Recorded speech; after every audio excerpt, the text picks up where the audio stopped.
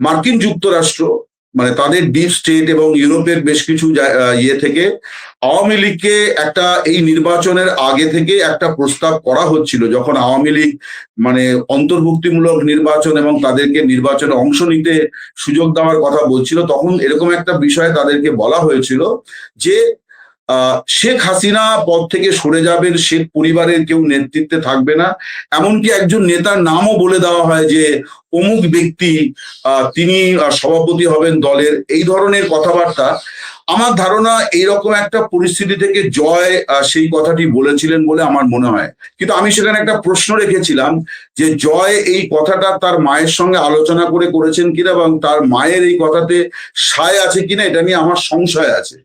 শেখ হাসিনা আমাকে যে জবাবটা দিয়েছেন, আমার ধারণা এটা আমেরিকা বা ইউরোপের যারা এটা চাইছেন যে আওয়ামী লীগের নেতৃত্ব পরিবর্তন করে রিফাইন্ড আওয়ামী লীগ তারা তৈরি করে দেবেন, এটা তাদেরকে উনি একটা জবাব দিয়েছেন। ব্যক্তি এখানে বিরাট রোল প্লে করে। এখানে ব্যক্তি আমার মনে হয়েছে যে বাংলাদেশের রাজনীতিটা চর্চা করে যে সেটা শেখ হাসিনা, তিনি নিজে একটা সেতু বন্ধন করেছেন, একটা যোগাযোগ তৈরি করেছেন দলের সর্বস্তরে। উনি তো এখন ওয়ার্ড স্তরেও বৈঠক করেছেন, মানে এখন উনি যে বৈঠকগুলো করছেন বা বিভিন্ন গ্রুপে, হোয়াটসঅ্যাপ, সিগন্যাল, টেলিগ্রাম গ্রুপে, সেগুলো ওয়ার্ড এবং উপজেলা স্তরের বৈঠকগুলি করছেন। তো ফলে একটা তো যোগাযোগ উনি তৈরি করেছেন। ফলে উনি মনে করছেন যে উনি যখন সত্যি সত্যি একটা কোনো দিন ইয়ে করবেন এবং একটা কোনো সিদ্ধান্ত করবেন, তখন বাংলাদেশে একটা পরিস্থিতির জাগরণ হবে। এটা আমার ব্যক্তিগতভাবে মনে হয়েছে যে কেন উনি এই সিদ্ধান্তটি দিলেন, তার কারণ আইনত তো অনেকগুলি বাধা আছে। আর যেটা আমি বলছিলাম যে এই তুলনাটা তো হবে যে তারেক রহমান মোহাম্মদ ইউনূসের সরকারের কে সমর্থন দেওয়ার সূত্রে তিনি তার সব মামলা থেকে নিজেকে নিষ্কৃতি করেছেন। বিএনপির অন্য নেতারা তারা তাদের গুরুতর জামাতের নেতারা ফাঁসির আসামি, তারা নির্দোষ তকমা নিয়ে এসছেন। এটা সবই তো অন্তর্বর্তী সরকারে দিয়ে, সেখানে শেখ হাসিনা ফাঁসির সাজা মাথায় নিয়ে দেশে যাচ্ছেন। আমার মনে হয় ইট মিনস এ লট। শেখ হাসিনা সাম্প্রতিক কয়েকটি সাক্ষাৎকারে মাথা উঁচু করে দ্রুত দেশে ফিরব কিংবা খুব শিগগিরই দেশে ফিরতে সকল প্রস্তুতি নেওয়ার জন্য তিনি দলীয় নেতাকর্মীদেরকে আহ্বান জানিয়েছেন, এমন সব খবর সংবাদ মাধ্যমে প্রকাশিত হতে থাকার পর, বিশেষভাবে শেখ হাসিনা আগস্টের মধ্যেই ট্রাভেল পাসের আবেদন করতে পারেন, এমনও খবর বেরিয়ে আসার পর শেখ হাসিনার সাক্ষাৎকারগুলো নিয়ে ব্যাপক আলোড়ন সৃষ্টি হয়েছে খুব স্বাভাবিকভাবেই বাংলাদেশের রাজনীতিতে। এবং কি বদলে গেল যে শেখ হাসিনা এতটা আস্থার সঙ্গে এবং দৃঢ় আত্মবিশ্বাসের সঙ্গে খুব শিগগিরই তিনি দেশে ফিরবেন এই ঘোষণা দিচ্ছেন এবং এই নিয়ে তার দলীয় নেতাকর্মীদের প্রস্তুত হতে বলছেন এবং দল প্রস্তুত হয়ে উঠেছে বলেও সাক্ষাৎকারগুলোতে তিনি নিজেও ইঙ্গিত দিচ্ছেন। সেটা কি করে সম্ভব হলো, এই নিয়েও আলোচনা থামছেই না। এই দৃঢ় আত্মবিশ্বাসের কারণ কি এমন সময়ে, এই নিয়ে আলাপ করতে সাম্প্রতিক শেখ হাসিনার সাক্ষাৎকার নিয়েছেন ভারতের দ্য ওয়াল পত্রিকার নির্বাহী সম্পাদক অমল সরকার। অমল সরকার আমার সঙ্গে যুক্ত হয়েছেন।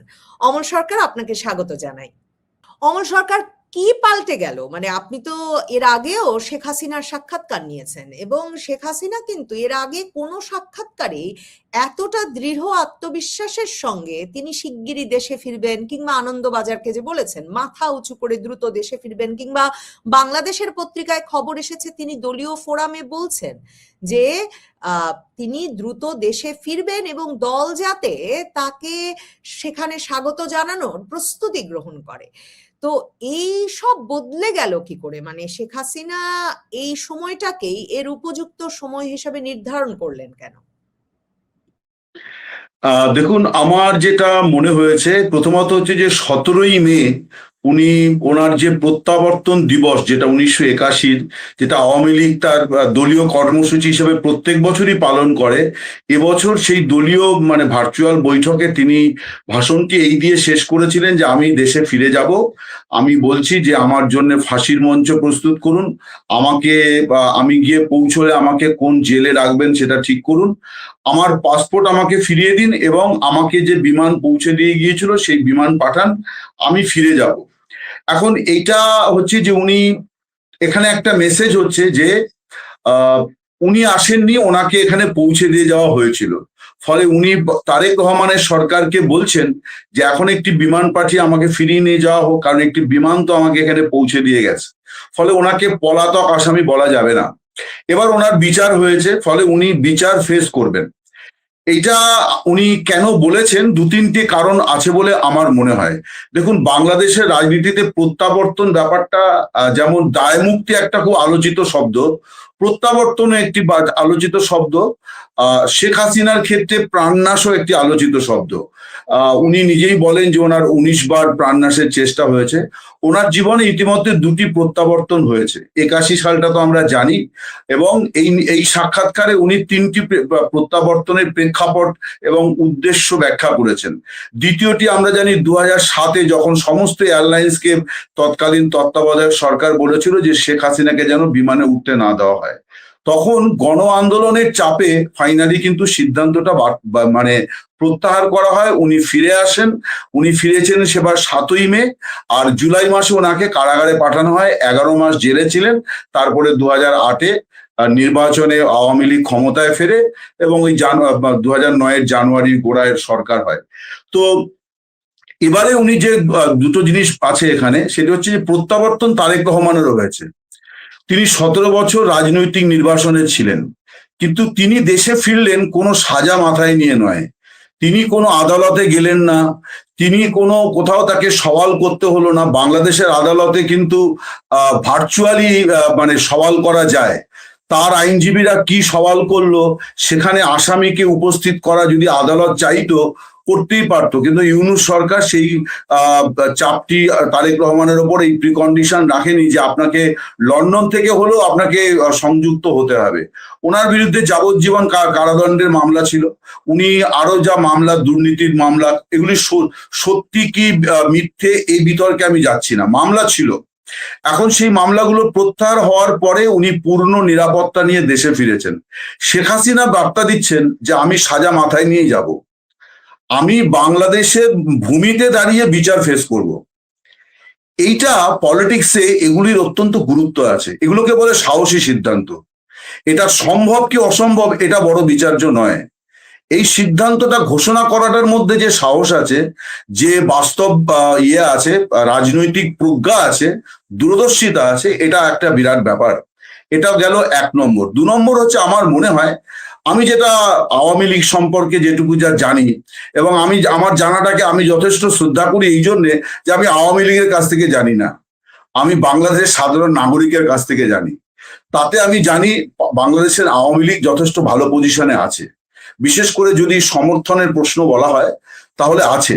এখন রাষ্ট্রীয় নানান নিপীড়ন, নির্যাতন, বিধিনিষেধ, এমনিতেই তো আইনত দলটি ওখানে তার কার্যক্রম নিষিদ্ধ, এবং মানে দেশের গুরুত্বপূর্ণ স্লোগানগুলি বলা যাচ্ছে না। তো মানে জয় বাংলা বললেও অ্যারেস্ট হয়ে যাচ্ছে লোকেরা। তো এই যে পরিস্থিতি, এই পরিস্থিতিতে আওয়ামী লীগের প্রকৃত শক্তি আপনি বুঝতে পারবেন না। এটা তখনই সম্ভব যখন একটা কোনো কল কেউ দেবে, এবং সেই কলটা কে দিয়েছে এইটা খুব বড় ব্যাপার।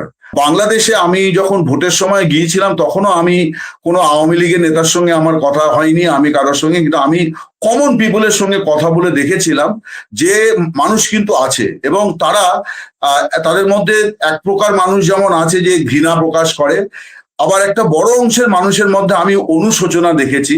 মানুষটা একটা প্রত্যাশা থেকে এই পরিবর্তনটা চেয়েছিল, আওয়ামী লীগকে তাড়িয়েছিল, কিন্তু তাদের প্রত্যাশা পূরণ হয়নি। এখন তাহলে এই প্রত্যাশা পূরণ করতে পারে কে? রাজনীতিতে তো আপনি তো নতুন করে কোনো দল তৈরি করতে পারবেন না। এবার আওয়ামী লীগ তার কার্যক্রম নিষিদ্ধ, কিন্তু দলটা তো তার জন্য নিশ্চিহ্ন হয়ে যায়নি, ওটা তো একটা আইনি কথা যে দলটা নিষিদ্ধ। আমার মনে হয় যে উনি যে এক্সারসাইজটা গত 22 মাস ধরে করেছেন, দ্যাট ইজ ইউনিক। যেটা আমি আমার মানে সাক্ষাৎকারও এই প্রশ্নটা রেখেছিলাম যে এই যে দায়মুক্তি অনুষ্ঠান, এখানে এই সিচুয়েশনে আমি বলবো যে সিচুয়েশন বাংলাদেশে আছে তাতে এই সিচুয়েশনে সর্বোচ্চ নেত্রী 5বারের প্রধানমন্ত্রী তিনি যখন একজন আহত ব্যক্তির সঙ্গে কথা বলেন বা একজন নিহত শহীদের পরিবারের সঙ্গে কথা বলেন, তাদের বক্তব্য শোনেন, সেইটার একটা আলাদা মাত্রা আছে। প্লাস উনি অসংখ্য হোয়াটসঅ্যাপ, সিগন্যাল, টেলিগ্রাম গ্রুপে কথা বলেন। এই কথাবার্তা বলে কিন্তু উনি একটা বিরাট নেটওয়ার্ক তৈরি করে ফেলেছেন এবং মানে হাজার হাজার মানুষ কিন্তু ওনার সঙ্গে কথা বলেছে, মানে ওনাকে বলেছে আপা আপনি কেমন আছেন, আপনি কবে ফিরবেন, উনি একটা জবাব দিয়েছেন। এটা আমি বলবো যে পলিটিক্সে এই যে সেতু বন্ধন, আমি বলবো যে এই যে শিখর থেকে তৃণমূলে, যেটা আমার স্টোরিতে আমি লিখেছি, শিখর থেকে তৃণমূলের যে সরণি উনি গড়েছেন, সেই সরণি দিয়েই উনি হাঁটার চেষ্টা করছেন। এটা শেখ হাসিনার ইউনিক এক্সারসাইজ আমি বলবো, যে এইটা উনি ভেবেছেন। কারণ দেখুন তারেক রহমানও ভার্চুয়ালি মানে দল চালাতেন, কিন্তু উনি উনি এত শক্ত করে বেঁধে ফেলেছেন, সেতুটা কি শেখ হাসিনা এরই মধ্যে এতটাই শক্ত করে বেঁধে ফেলেছেন যে হ্যাঁ যে মানে সাক্ষাৎকারের ঘোষণায় তিনি বলছেন যে তিনি খুব দ্রুতই ফিরবেন এবং ফিরতে তিনি প্রস্তুত? হ্যাঁ, আমার মনে হয় দেখুন এটার মধ্যে ঝুঁকি আছে, এটা সম্ভব কি অসম্ভব এই বিষয়গুলো কিন্তু আছে। প্রথমত হচ্ছে যে উনি বাংলাদেশ সরকার না চাইলে তো উনি ফিরতে পারবেন না। আবার ভারত সরকার প্রত্যর্পণের প্রশ্নে ভারত সরকারের অনেক আইনি বিধিনিষেধ আছে। যার মৃত্যুদণ্ড হয়েছে ইনি তো কোনো দাগী ক্রিমিনাল নন, ওনার বিরুদ্ধে মামলাগুলি রাজনৈতিক মামলা। তো ভারত সরকার তারেক রহমানের সঙ্গে যত ভালো সম্পর্কই যদি হয় ভবিষ্যতে, তাহলেও শেখ হাসিনার প্রত্যর্পণটা ভারত সরকারের কাছে মোটেই জল ভাত বিষয় হবে না, যে এইটা কোনো কন্ডিশন হবে না যে আপনি শেখ হাসিনাকে ফেরত দিন, তার বিনিময়ে আমরা অমুক দাবিটা প্রত্যাহার করে নিলাম। এটা হবে না, তার কারণ এটা সম্ভব নয়। তার কারণ আমাদের দেশে, আমি ভারতের কথা বলছি, আমাদের দেশে মানে ব্যাংক লুট করা লোকজন তাদেরকেও আমরা ইউরোপ থেকে আনতে পারছি না। তার কারণ সেই সব দেশ বলছে যে ভারতের জেলখানাগুলি যথেষ্ট মানব বান্ধব নয়। তো এই সমস্যা আছে এবং আন্তর্জাতিক নিয়ম কানুন আছে যে আপনি মৃত্যুদণ্ডপ্রাপ্ত আসামিকে পাঠাবেন, সেখানে তার ন্যায় বিচার আপনি কি করে নিশ্চিত করবেন? এই বিষয়টা তো তাহলে বাংলাদেশের বিচার ব্যবস্থার একটা বড় রিফর্মস হতে হবে। তারপর সেই রিফর্ম বিচার ব্যবস্থা অন্তত 10 থেকে 20 বছর সেইভাবে চলবে, তখন আপনি একটা আস্থার জায়গায় পৌঁছতে পারেন যে বিচার ব্যবস্থাটা বদলেছে। তাহলে তো সম্ভব নয়। ফলে আমার মনে হয় না ভারত সরকারের পক্ষে এটা সম্ভব। প্লাস ভারত সরকারের ডিপ্লোম্যাসির জন্য এটা কোনো সঠিক বার্তা হবে না। তার কারণ শেখ হাসিনা এই উপমহাদেশে তার রাজনীতি, তার দেশে তার অনেক অভিযোগ আছে। দেশের মানুষের অভিযোগগুলোকে আমি মানে সাক্ষাৎকারে স্পষ্ট করে বলেছেন যে মানে তার দেশে ফেরার সিদ্ধান্ত একান্তই তার। শেখ হাসিনা যেমন আপনার সঙ্গে সাক্ষাৎকারে সেটা স্পষ্ট করে বলেছেন, আপনার নিশ্চয়ই মনে আছে ডিসেম্বরে এস জয়শঙ্কর এক সাক্ষাৎকারে পরিষ্কারভাবে বলেছেন যে শেখ হাসিনা কবে দেশে ফিরতে চান সে সিদ্ধান্ত তার। এবং মানে আমার বিভিন্ন সূত্র বলে শেখ হাসিনা তো ভারত সরকারকেও জানিয়েছেন যে তিনি দেশে ফিরতে চান। তাহলে কি আসলে ভারত সরকার প্রত্যর্পণ করবে না, কিন্তু মানে তাকে কি আসলে আটকে রাখা যাবে? না, আমার মনে হয় সেটা হচ্ছে যে এখানে মানে উনি যদি ফিরতে চান, মানে ফেরার উদ্যোগ নেন, এই বিষয়গুলো যখন উনি ফাইনাল ডিক্লেয়ার করবেন, তখন আমার ধারণা বাংলাদেশে একটা বড় ধরনের মানে শুরু হবে। মানে আওয়ামী লীগের বিয়েরা তারাও খানিকটা নির্ভয়ে পথে নামবে এবং সেটা একটা এমন চাপ, এমন পরিস্থিতি তৈরি করবে যে ওনাকে মানে ঢাকায় ওনার বিমানটা ল্যান্ড করতে দেওয়া, যেটা জিয়াউর রহমান একটা সময়তে দীর্ঘ সময় ভারত সরকারের সঙ্গে কথাবার্তার অনেক পরে উনি ফাইনাল পারমিশনটা দিয়েছিলেন। উনি রিয়ালাইজ করেছিলেন যে সিচুয়েশনটা কি হতে পারে যদি না দেওয়া হয়। তো 2007-এও তাই হয়েছিল। ফাইনালি তত্ত্বাবধায়ক সরকার, তারা তো রাজনৈতিক সরকার ছিল না, তারাও কিন্তু ওই নিষেধাজ্ঞাটা প্রত্যাহার করেছিল যে ফিরতে দেওয়া। এই ফিরতে দেওয়া নিয়ে কিন্তু কোনো নিষেধাজ্ঞা নেই। এখানে আছে হচ্ছে একটি আইনি বিষয়, সেটা হচ্ছে যে প্রত্যর্পণ নাকি ওনার প্রত্যাবর্তন। প্রত্যর্পণ একটি আইনি উপায়, আর উনি বলছেন আমি প্রত্যাবর্তন করতে চাই। তো এইখানে একটা রাজনৈতিক ব্যাটল হবে বলে আমার মনে হয়, যেটা আওয়ামী লীগ মনে করছে যে এই বছরের মধ্যে তারা সেই জায়গায় পরিস্থিতিটাকে নিয়ে যেতে পারবে যেখানে বাংলাদেশের অভ্যন্তরে একটি এমন রাজনৈতিক অস্থিরতা তারা তৈরি করতে পারবে। আমি বলছি যে অস্থিরতা ইন দ্য সেন্স, আমি বলতে চাইছি যে মানে এমন একটা মুভমেন্ট তারা তৈরি করতে পারবে যেখান থেকে এই তার মানে প্রত্যাবর্তনের ওপরে কোনো মানে বিধিনিষেধ থাকবে না, উনি ফিরে যাবেন। এবার উনি ফিরে গেলে উনি তো আদালতে যাবেন, উনি জেল হবে।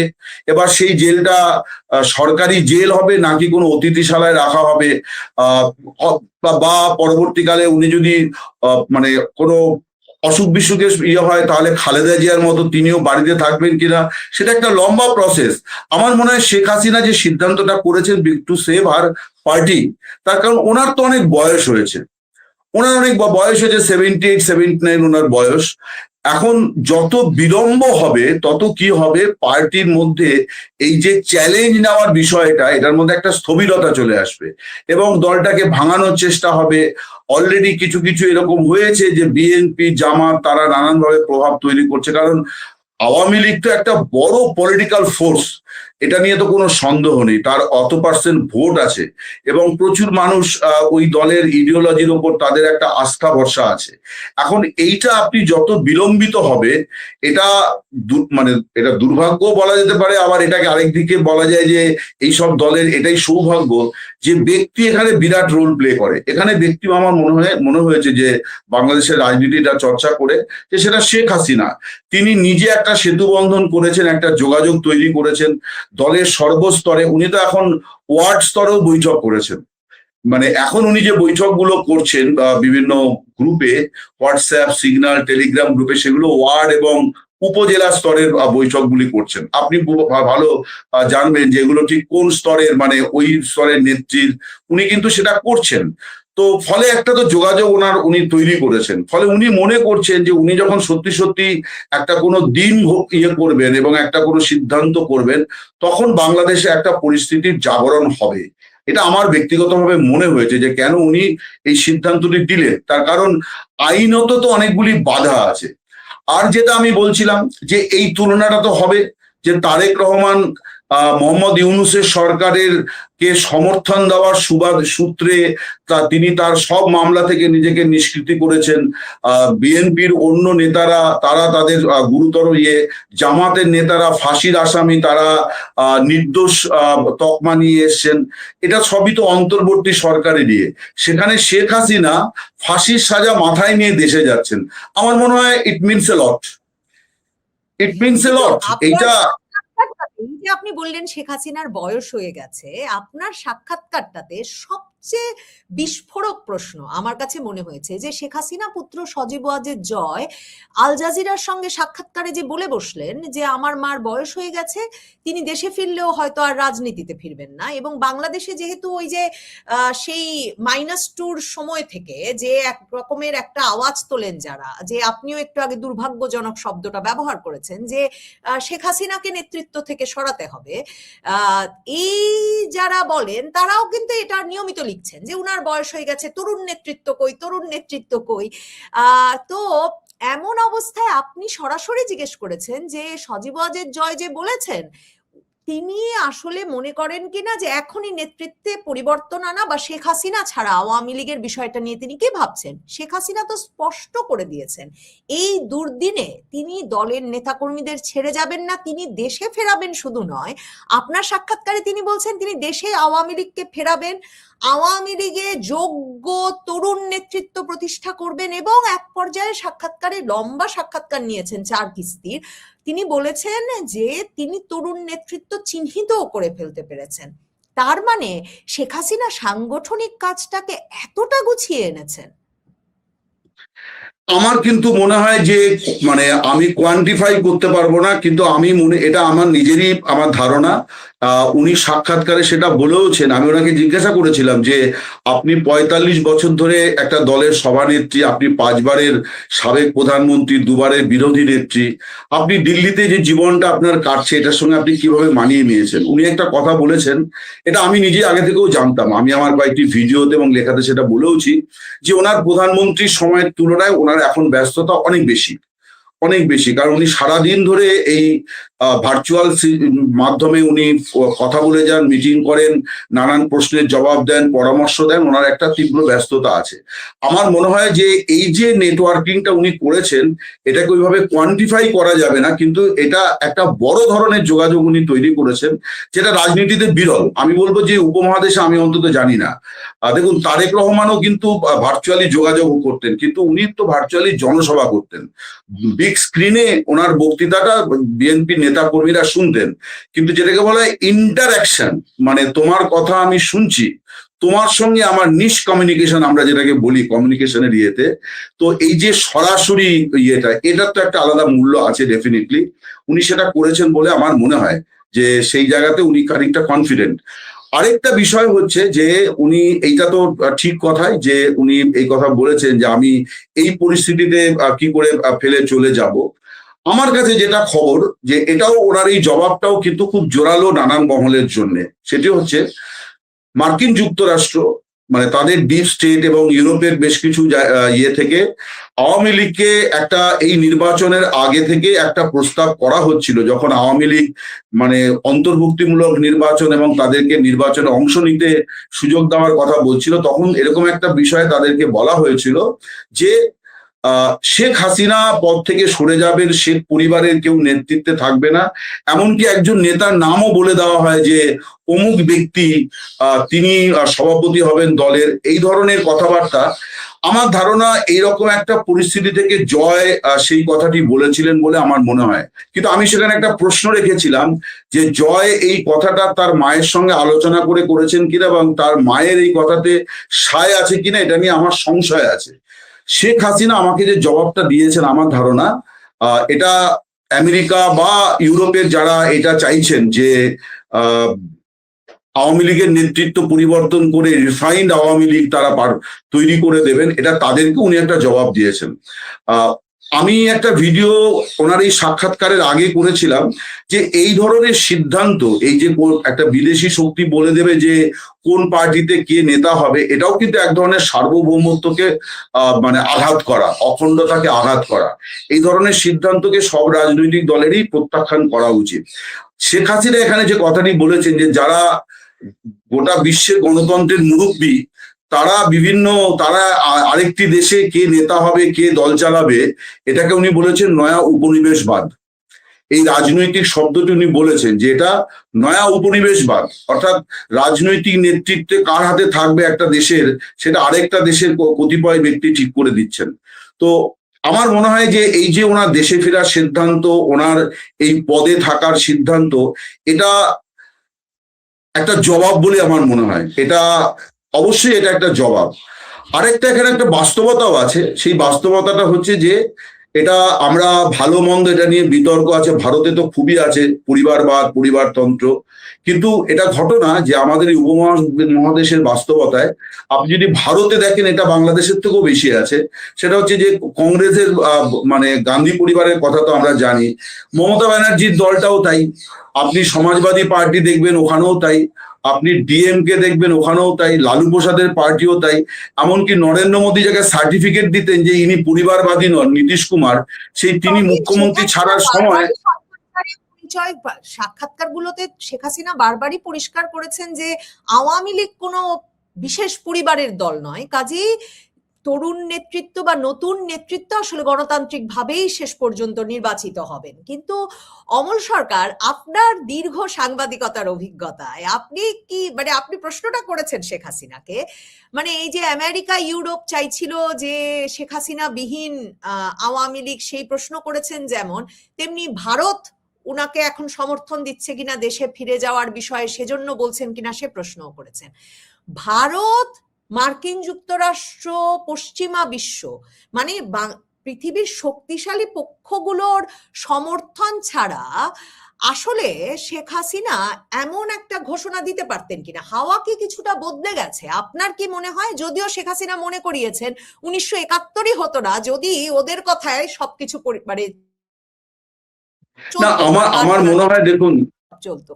আমার মনে হয় দেখুন যে যারা বাইরে থেকে রাজনীতিটাকে নিয়ন্ত্রণ করেন তাদের কিছু এজেন্ডা নিশ্চয়ই থাকে। তাদের পাওনা গন্ডা যদি মিটে গিয়ে থাকে তাহলে তারা অবস্থান বদলাতেই পারে।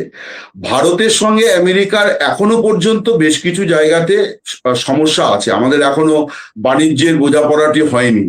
কিন্তু সামগ্রিকভাবে যে অবনতিটা কয়েক মাস আগে হয়েছিল সেখান থেকে আবার অনেকটা ফিরেও গেছে, অন্য অন্য মানে অন্য পরিস্থিতি আছে, একটা ফিল গুড সিচুয়েশন এখন তৈরি হয়েছে আমি বলবো এই মুহূর্তে আছে। এখন এটা তো দেখুন বিশ্ব রাজনীতিতে বিশ্ব কূটনীতিতে এটা ওঠানামা করে, ফলে খুব রাইটলি উনি ওনার দলকে দেশের মধ্যে এই বাইরে থেকে যতভাবে সংগঠিত করা, এবং এটা আমি বিভিন্ন লেখাতে লিখেও ছিলাম যে ভারত বা যে কোনো দেশ তারা এই ব্যাপারে অগ্রসর হবে যখন তারা দেখবে যে আওয়ামী লীগ একটা পোটেনশিয়াল ফোর্স হিসেবে কিন্তু আছে। ফলে তারা যদি মনে করে যে আমি বিএনপি সরকারকে রেখে আমি কতগুলো জিনিস আদায় করব, তাহলেও তাকে কিন্তু বাংলাদেশের স্থিতিশীলতা ফেরাতে হবে, রাজনৈতিক স্থিতিশীলতা। আওয়ামী লীগকে আপনি কতদিন নিষিদ্ধ রেখে এই রাজনৈতিক স্থিতিশীলতার গ্যারান্টি নিশ্চিত করতে পারবেন না। আমার মনে হয় সেই ভাবনাটাও পশ্চিমা বিশ্ব তাদের কনসিডারেশনে আছে, এবং এখানে আমার মনে হয় শেখ হাসিনার কৃতিত্বটা অবশ্যই বেশি, যে তিনি এই জায়গাটা তৈরি করতে পেরেছেন যে ওনার দলটা কিন্তু ওই গণ অভ্যুত্থানে কিছু নেতা চলে এসছেন বা উনি দেশ থেকে চলে এসছেন মানে এই নয় যে দলটা মানে নিশ্চিহ্ন হয়ে গেছে। এখন তো এটা নন আওয়ামী লীগ লোকেরাও বাংলাদেশে বলছেন, অনেকেই তো বলছেন, যে এমনকি তৌহিদ হোসেনের আপনি যদি দেখেন সাক্ষাৎকারটি, উনি তো বলেছেন যে নেক্সট নির্বাচন যখনই হবে আওয়ামী লীগ তাতে অংশ নেবে বলে আমার মনে হয়। এখন এই নেক্সট নির্বাচনটা 5 বছর পরেই হবে, এই গ্যারান্টি কে দিল? এই গ্যারান্টি নেই। কিন্তু নেক্সট নির্বাচনটা 5 বছর পরেই হবে কিনা এই গ্যারান্টি নেই, অনেকেই বলছেন। তো আমার মনে হয় যে দলের ব্যাপারটাতে উনি খানিকটা কনফিডেন্ট, এবং এই যে রিফাইন্ড আওয়ামী লীগ বা আরো নানাবিধ যে আলোচনাগুলো, এই সময় আমি বেশ কিছু জনের সঙ্গে কথা বলেছিলাম এবং যাদের নাম আলোচনায় ছিল তাদের লোকজনের সঙ্গেও কথা বলেছিলাম। ওই একটি জায়গাতে কিন্তু সকলের সহমত যে শেখ হাসিনার নেতৃত্ব কিন্তু আনচ্যালেঞ্জড, এবং তার প্রয়োজনটাকে সবাই মনে করে যে ওইটা মানে হাসিনাকে বাদ দিয়ে মাইনাস হাসিনা কোনো রিফাইন্ড আওয়ামী লীগের ফর্মুলা হবে না। আওয়ামী লীগের কতিপয় নেতাকে আপনি হয়তো সরাতে পারেন, বাট শেখ হাসিনাকে মাইনাস করে হবে না। এটা আমি যতদূর জানি এটা ভারত সরকারও বিশ্বাস করে, এবং একদম শুরুতে ভারতের কিছু কিছু মানে পদাধিকারী, কিছু কিছু রাজনৈতিক ব্যক্তিত্ব তারা মনে করছিলেন যে বাংলাদেশের সমস্যাটা খুবই ইজি যদি শেখ হাসিনা সরে যান, কারণ তার বিরুদ্ধেই গণ অভ্যুত্থান হয়েছে, ফলে ব্যাপারটা মিটে যায়। কিন্তু পরবর্তীকালে ভারত সরকার এটা রিয়ালাইজ করেছে যে বিষয়টি এত সহজ নয়। যেমন ধরুন আপনি তারেক রহমানের সরকার সম্পর্কে আপনি যদি দেখেন, ভারত সরকারের এখন কিন্তু একটা নীরবতার পর্ব চলছে, কিন্তু যখন তারেক রহমানের সরকার আসবে করছে এবং এলো, তখন সেটা নিয়ে ভারতীয় মিডিয়াতে কেউ কেউ এটাও বলার চেষ্টা করেছে বোধহয় একটু প্রয়োজনের অতিরিক্ত আতিথেয়তা দেখানো হচ্ছে। ভারত তো দেখিয়েছে, এটা তো ঘটনা, কিন্তু ঢাকা থেকে সেই রকম রেসপন্স কটা পাওয়া গেছে কিনা এটা নিয়ে এখন ভারতেও কিন্তু আলোচনা আছে। শেখ হাসিনা এই যে সাক্ষাৎকারটি দিয়েছেন সেখানে কিন্তু কিছু জিনিস উনি মানে বলেছেন, যেটা দিয়ে উনি বলার চেষ্টা করেছেন যে ওনার কথাগুলি বাস্তবে ফাইনালি মিলে যাচ্ছে যে বিএনপি এবং তারেক রহমানের সরকারকে বিশ্বাস করা কঠিন। এই কথাটি কিন্তু বাংলাদেশে যখন নির্বাচন হয় এবং তার আগে যখন কথাবার্তা উনি বলছিলেন, তখন কিন্তু উনি বারে বারে এই কথাগুলি বলছিলেন যে এটা কঠিন। সো আমার মনে হয় যে এই সব কারণে উনি অনেকটা কনফিডেন্ট, এবং দলের ব্যাপারেও উনি আগের থেকে অনেক মানে অনেকটা আশাবাদী। তার কারণ উনি 1-to-1 কথা বলে, ওনার তো এইটাই সবচেয়ে বড় মানে বড় বলবো আমি ভাবনা এবং দূরদর্শিতা, এই যে 1-to-1 অর্থাৎ একটা বিউরোক্রেসিকে সম্পূর্ণ বাদ দিয়ে উনি সরাসরি কথা বলে জেনে নিয়েছেন কে কি চাইছেন।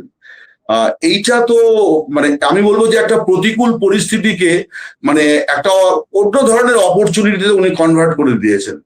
যে ওনার সঙ্গে তো একটা অভিযোগ ছিল যে ওনার কাছে পৌঁছানো যেত না, ফোনে কথা বলা যেত না, উনি সেই জায়গা থেকে, যেখানে আমি ওই কথাটাই লিখেছি যে শিখর থেকে তৃণমূলে, ইটস এ রিভার্স কমিউনিকেশন, অর্থাৎ কর্মী নেতার কাছে পৌঁছতে চাইছেন, উনি এটাকে রিভার্স করে দিয়েছেন, যে নেতাই কর্মীর কাছে পৌঁছে যাচ্ছেন, এটা উনি রিভার্স করে দিয়েছেন।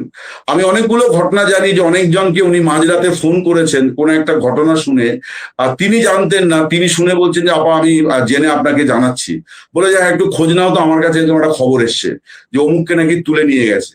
তো এই যে ব্যাপারগুলো, এই যে ডিরেক্ট কমিউনিকেশন, এইটার একটা মূল্য আছে আমার মনে হয়।